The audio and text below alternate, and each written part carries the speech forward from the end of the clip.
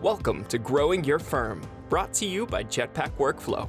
We're here to help firms unlock the secrets to help you reach your goals faster. And now, here's your host, founder and CEO of Jetpack Workflow, David Cristello.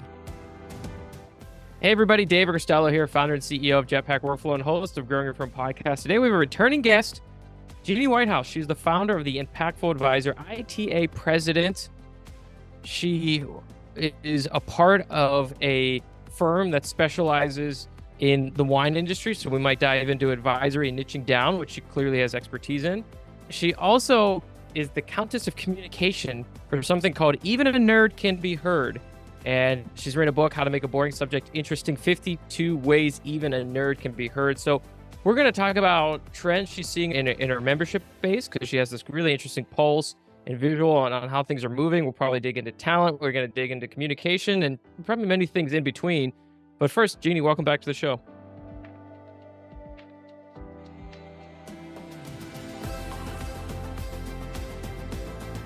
Thank you so much, David, for having me. It's great to be here. Yeah. So as I mentioned pre-interview, we're probably going to jump around a little bit, but I like I said, I know we want to get into talent. We want to get into trends. But for folks not familiar with your book, I just love the catchiness of Even a Nerd Can Be Heard, How to Make a Boring Subject Interesting. So help us understand a little bit about this book and what prompted you to write it and some takeaways we could start to think about and how we could message ourselves better. I think the book came from a real burning fire inside. After 15 years of being a tax person, I was in the accounting space in different firms, started with Deloitte and ended up as a tax partner in a small firm, and left the next day because I realized that as a tax professional, I wasn't resonating with my clients. I wasn't delivering value. I wasn't able to help them change their business. But when I looked at my peers who were in the firm who were really good at tax, and I never felt like I was great at tax. I felt like I had to work really hard to be average.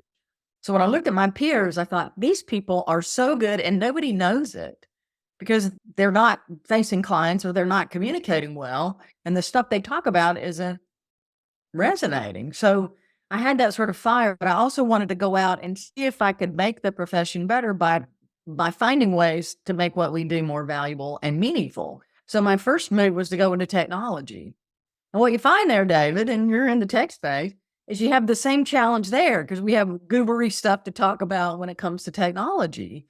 And so I kept going, I need to find a way to bridge this gap. But also, part of our challenges as techie and accounting people is that we have this nerdy reputation. So one of the first things I did was leverage that reputation. I made a presentation where I showed a Monty Python video that talked about how nerdy accountants were. I made people laugh, and I said, yeah, this is me, but my clients listen to me. And so taking that sort of, yeah, I accept that I'm a nerd, but I might be nerdy, but I can still be heard, it became my message.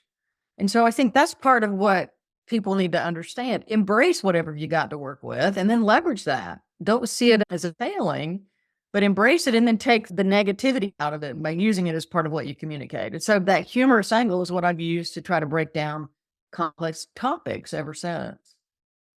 I love that. When folks came to you or they come back to you after reading this book, from the 52, what are some of the fan favorites? What are some of the ones that people always seem to mention? I have the book here. I got to go look. So here's the book. It's got a basset out on the cover. And people respond to different ones, but the best comment I've ever gotten was from Greg LaFollette, who's one of the industry thought leader influencers who's been in the profession a long time. And he read my book, and having known me, after he read the book, he said, I have to tell you, and I'm not sure how to say this. And I was like, what? Knowing me, you thought it would be lousy? And he said, yeah, basically. I thought it wouldn't be that great. And I was surprised. It was actually good. So I thought, that's the best compliment I've ever heard. So thank you.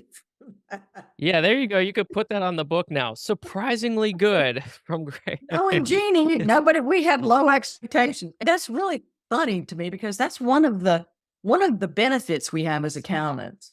Because the bar is low for expectations about how we communicate, when we communicate well, we are rock stars. And that's really been one of the things that helped me over the years as a speaker.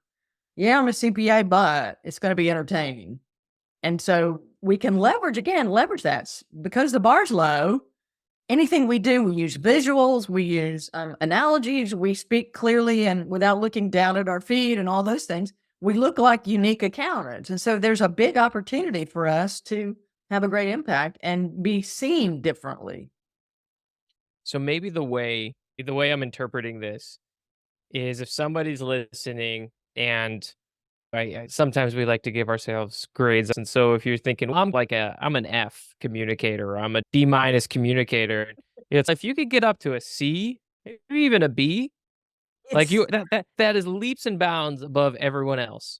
Like moving to average might be relative to your peer group or relative to who else your prospect or client is communicating with, might be significantly better. So it's not about being the Michael Jordan of communication, but if you invest in sharpening your skills, it could really go a long way to becoming unique relative to your peer group, to the competitive firms, however you want to look at that communication arena. that's really the thing. And if you talk to many clients, the biggest complaint they have is that I don't understand my accountant or my accountant never talks to me. So just asking them a bunch of questions regularly sets you apart. But we hold ourselves to such a high standard as a profession that we won't take baby steps to try to do things differently. And that's the biggest thing we have to overcome in this environment because our clients need us to ask questions that they aren't asking themselves in order to stay relevant themselves in this economy, in this environment.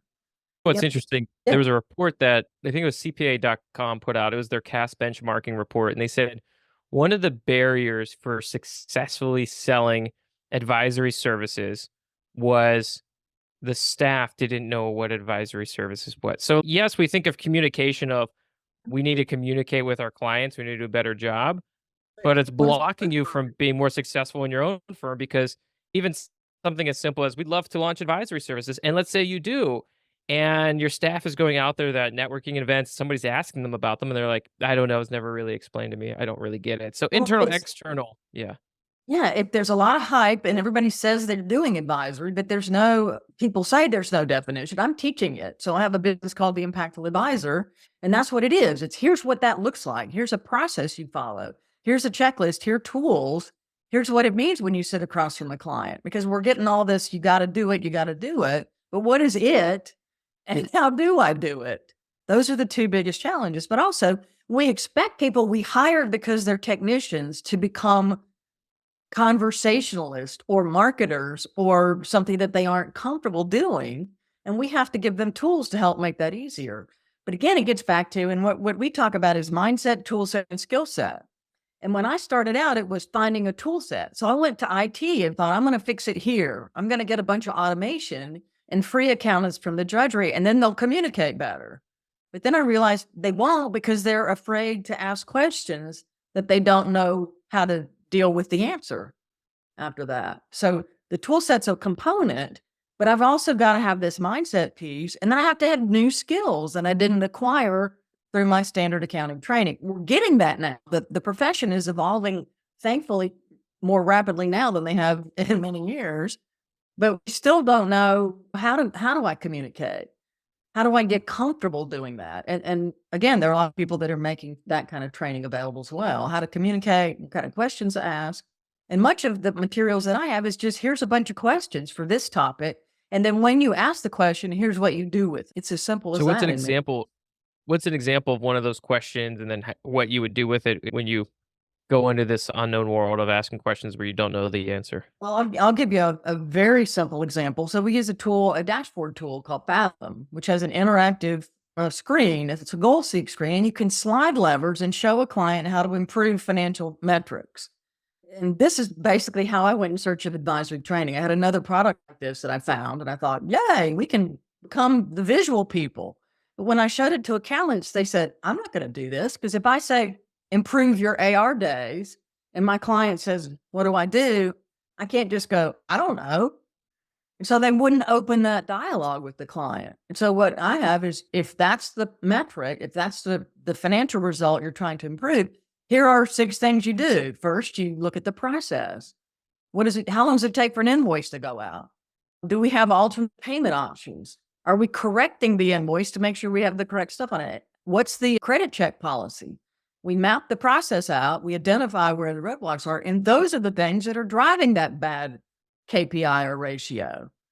So that's the kind of stuff that people want. What do I do when I have this conversation? And what's the action that can come from that? And then how does it go from there? And then how do I bring it down to the level of individual team members in that company? I can't just work with the owner.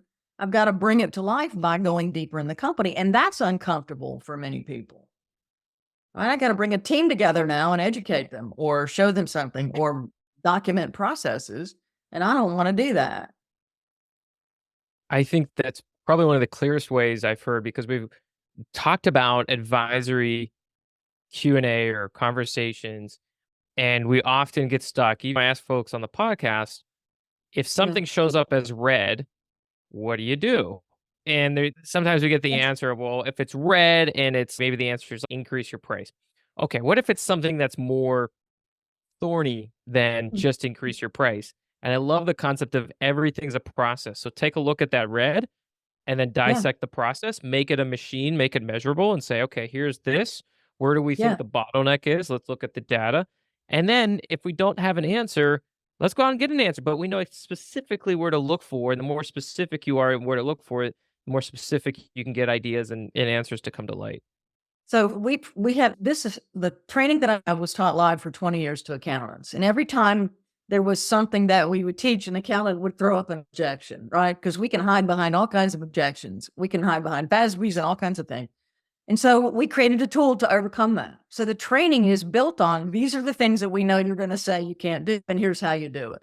So we remove those barriers to the accountants doing it. But the thing about the increased price, if I say that's the solution, then the client goes, how do I do that? I can't raise the sticker price.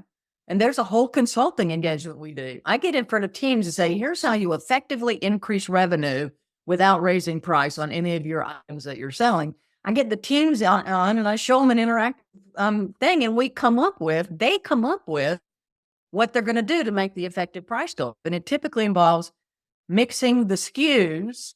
So if I'm selling a lowest price bottle of wine and a higher price, that salesperson can convince me to buy the higher price one. If they're educated, that matters. And so the average price goes up. When I move people to a different higher price product, or I put them in a bundle, or I do things, but they come up with that, not me.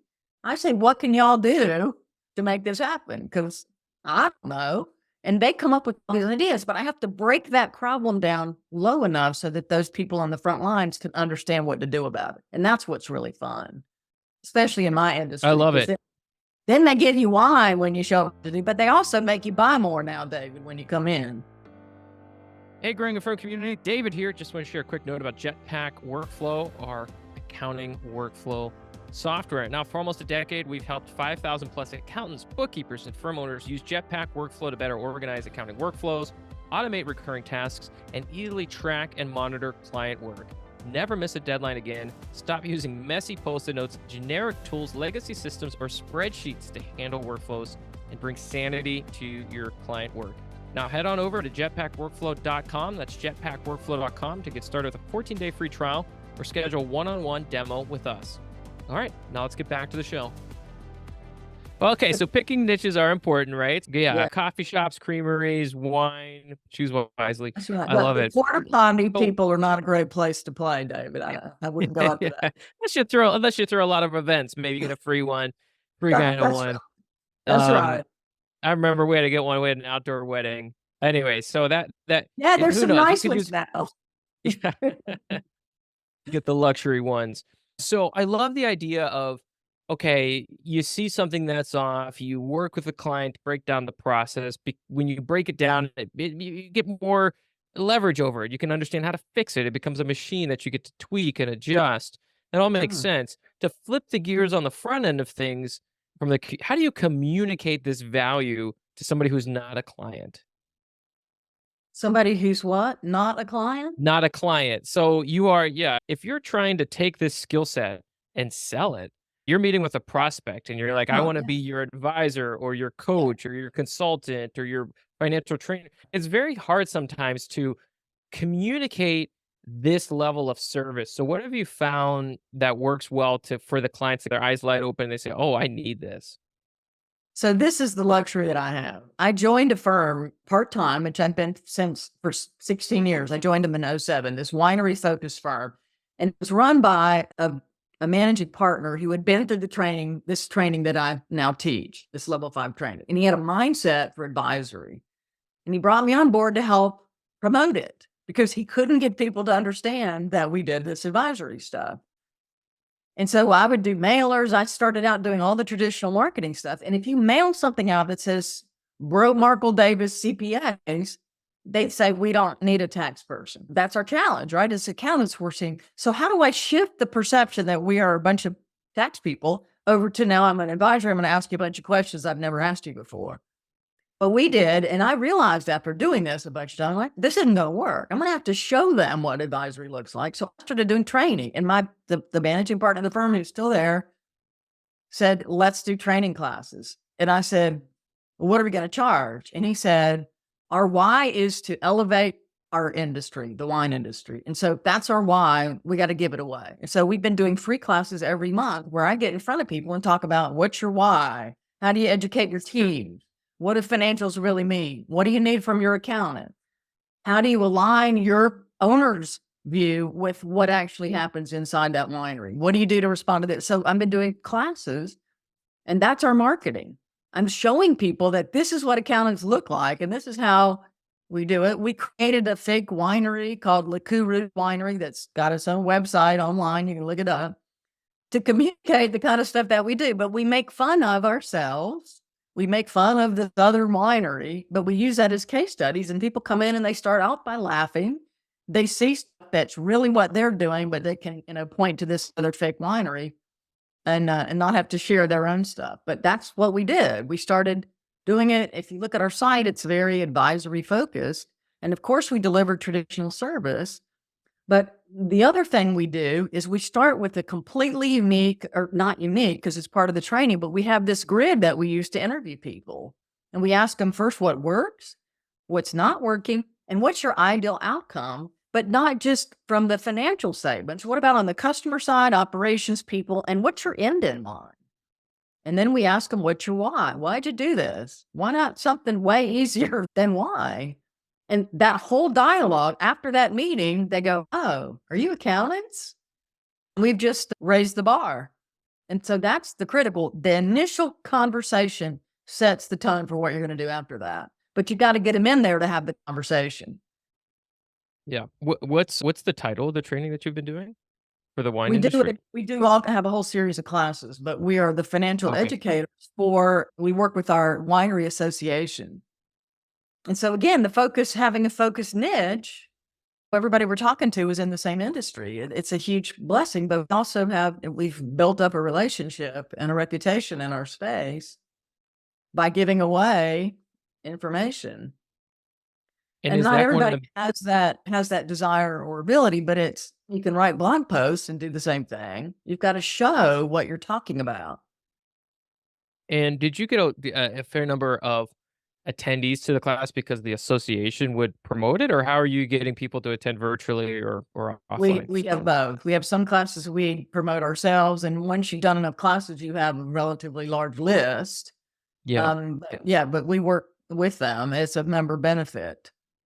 And again, everybody's got that. There are industry associations all over the place, but it can't be lousy accountants reading a slide or nobody's going to do anything. You got to find a way to communicate it differently. Whatever resonates with you. And again, draw from what you have, you don't do it my way, you do it your way so that you're comfortable with it.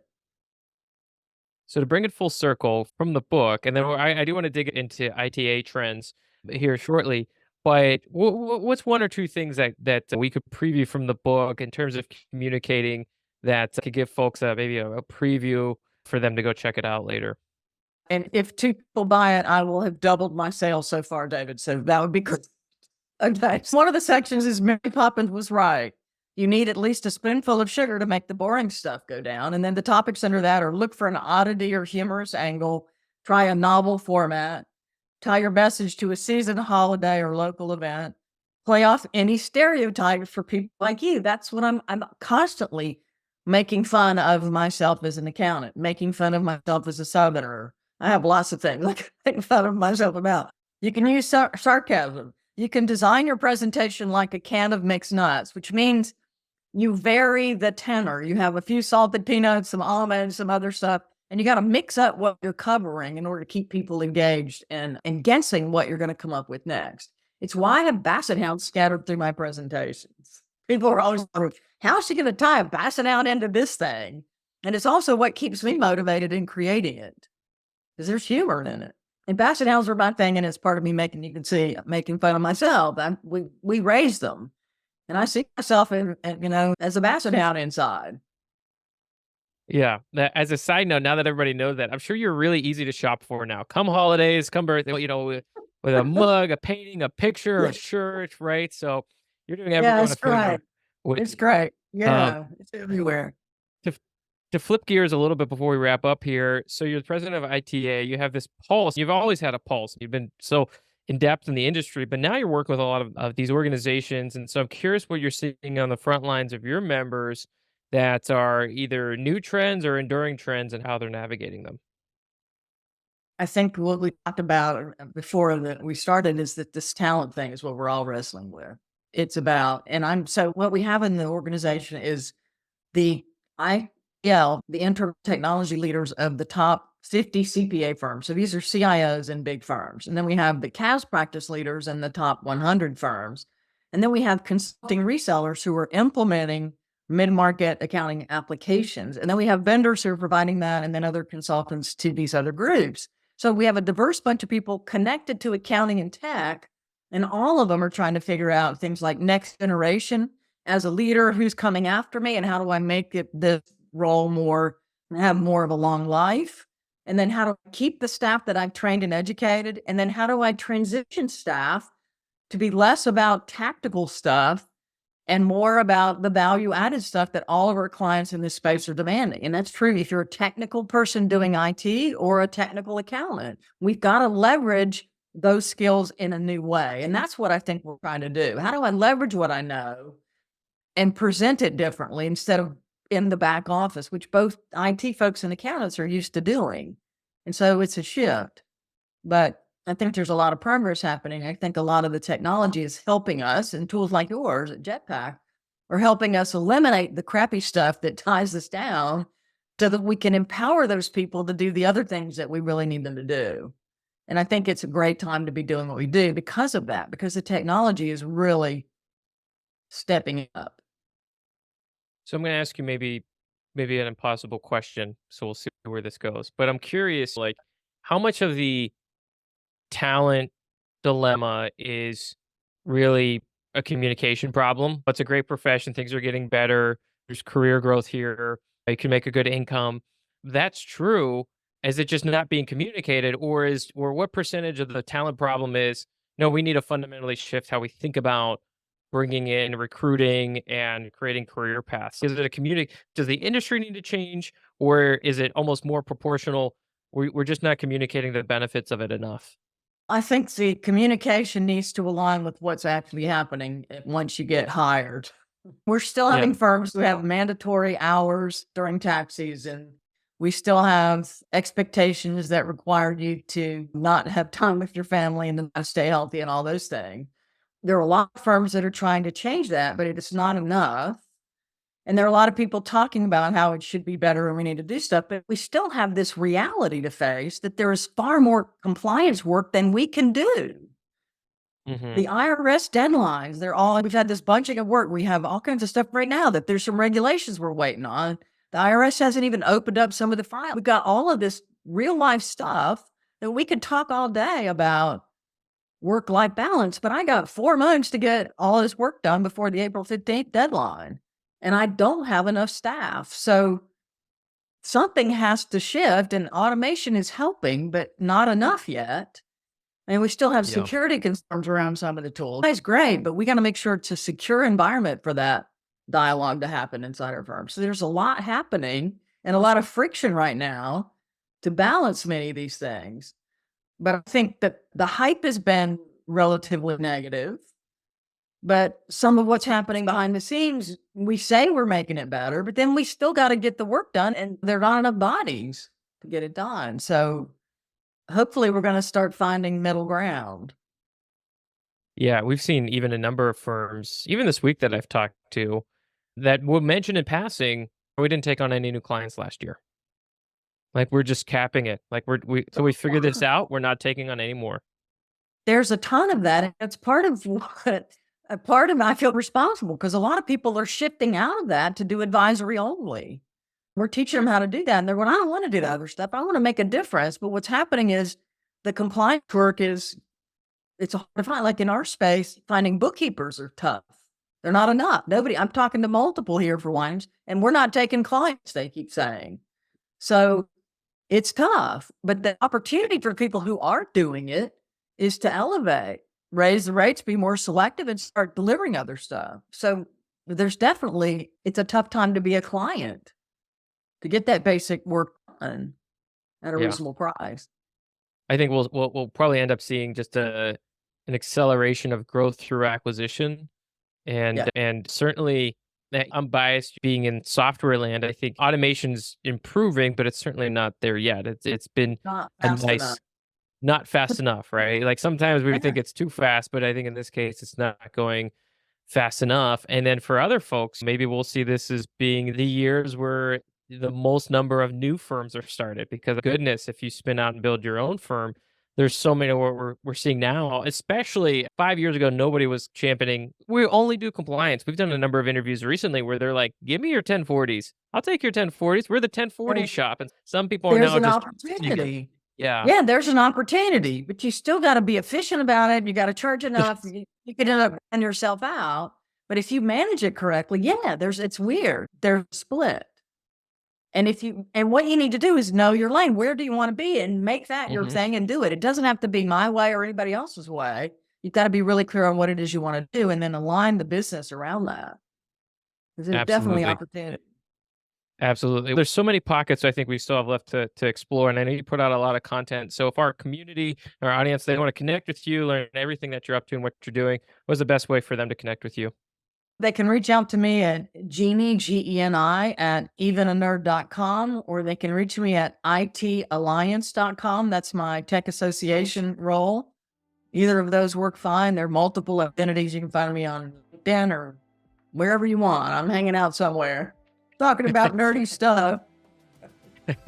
Sounds good. If you couldn't jot down all the notes, all the takeaways, the questions, and the actions from today's interview, we'll do a full write-up at jetpackworkflow.com/blog. That's jetpackworkflow.com/blog. If you enjoyed today's interview, leave a review. It helps us get the word out. And if Geni mentioned something that you said, I really love the way she mentioned that, position that, it sparked a new idea, share it on social. Tag her, share it across your network, share it wherever you need to help us get the word out. Highly recommend connecting with Geni. Puts out a lot of great content. And thanks again for coming on the show. Thank you very much, David. It's my pleasure. Thank you for joining Growing Your Firm, the podcast series for global, small, and medium-sized businesses ready to scale and increase profits. You can check out more podcasts by following the links in the show notes. And don't forget to subscribe, rate, and review wherever you're listening. At Jetpack Workflow, we're all about maximizing returns for accounting firms and CPAs. Check out more podcasts on growing your firm and subscribe wherever you listen to podcasts.